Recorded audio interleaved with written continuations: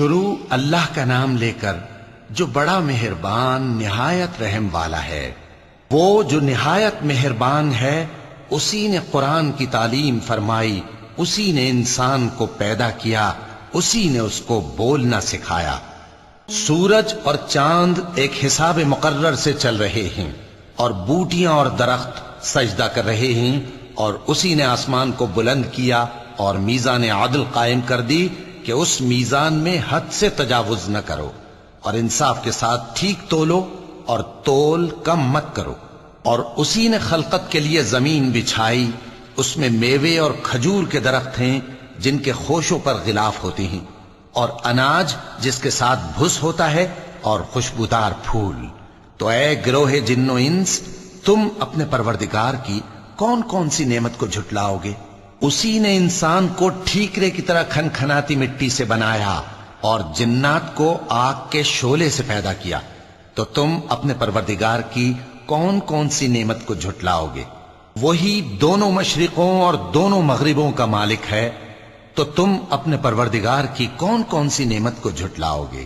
اسی نے دو دریا رواں کیے جو آپس میں ملتے ہیں، مگر دونوں میں ایک آڑ ہے کہ اس سے تجاوز نہیں کر سکتے، تو تم اپنے پروردگار کی کون کون سی نعمت کو جھٹلاؤ گے؟ ان دونوں دریاؤں سے موتی اور مونگے نکلتے ہیں، تو تم اپنے پروردگار کی کون کون سی نعمت کو جھٹلاؤ گے؟ اور جہاز بھی اسی کے ہیں جو سمندر میں پہاڑوں کی طرح اونچے کھڑے ہوتے ہیں، تو تم اپنے پروردگار کی کون کون سی نعمت کو جھٹلاؤ گے؟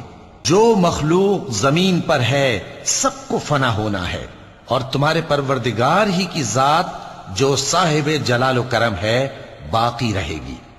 تو تم اپنے پروردگار کی کون کون سی نعمت کو جھٹلاؤ گے؟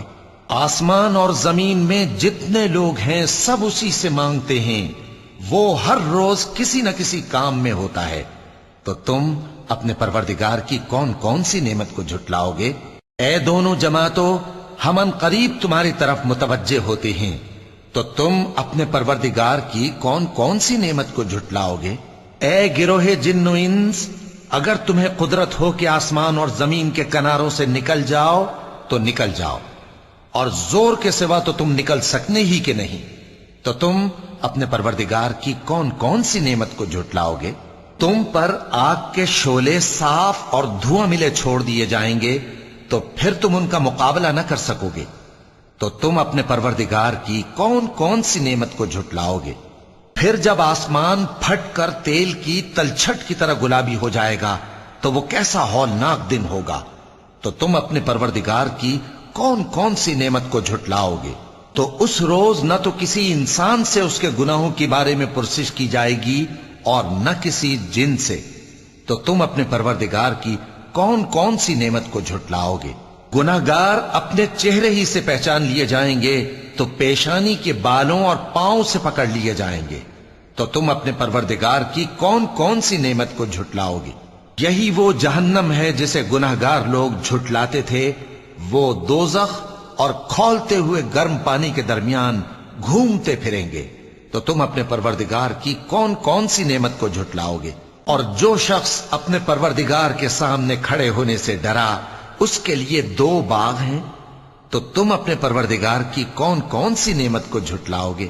ان دونوں میں بہت سی شاخیں یعنی قسم قسم کے میووں کے درخت ہیں، تو تم اپنے پروردگار کی کون کون سی نعمت کو جھٹلاؤ گے؟